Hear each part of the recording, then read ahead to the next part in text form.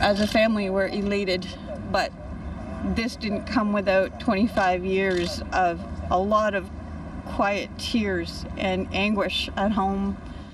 Shepherd was one of dozens convicted of serious crimes based on the testimony of a disgraced Ontario pathologist, testimony which has since been found to have contained a number of significant errors.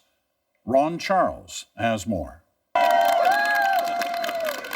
This celebration is long overdue.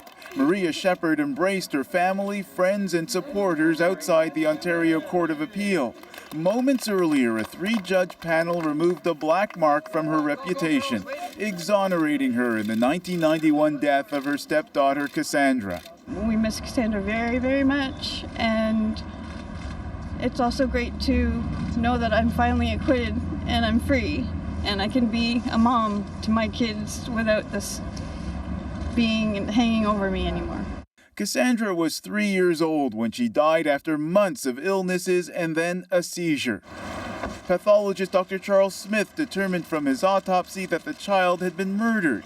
He matched an apparent wound at the back of her head to Maria Shepherd's watch. Shepherd was charged and pleaded not guilty.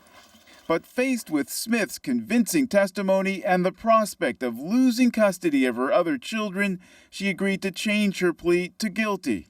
Charles Smith was like a god. There was nobody. Even when my defense counsel looked for somebody else, he concluded and he concurred with Charles Smith. Who am I? I'm just a little person. Shepherd served 8 months of a 2-year sentence for manslaughter, but always maintained her innocence. I'm glad that there was a light at the end of the tunnel. Her husband, Ashley Shepherd, Cassandra's biological father, stood by her. Likely solely responsible. In 2008, a public inquiry identified Shepherd's case as one of 12 possible wrongful convictions due to Charles Smith's flawed and biased work.